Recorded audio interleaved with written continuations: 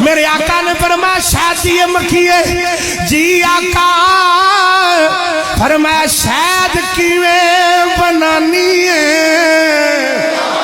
عرض کی تھی آقا میں کدے اس باغ میں جانی ہوں وہ تو پھلاں دا رس چوسنی ہوں کدے اس باغ میں کدے گلاب دا پھل کدے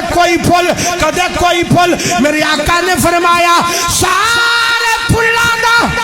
رنگ کچھ ہے آقا نہیں فرمایا ذائقہ اکو جی ہے آقا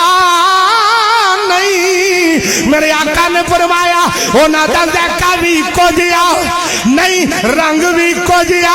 نہیں شہد بھی اکو جیا نہیں ہر پھل دا رنگ وکھرا ہے خوشبو وکھری ہے ذائقہ وکھرا ہے پر شہد مٹھا ہے ایدی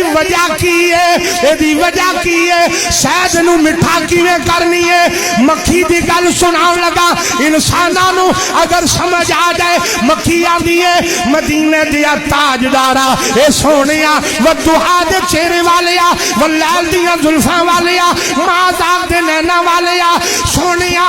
جدو میں باغاں وچوں پھلاں دا رس چوسنیا جدو میں جا کے اور رس نو چھتے دے سٹن لگنیا آقا میں رس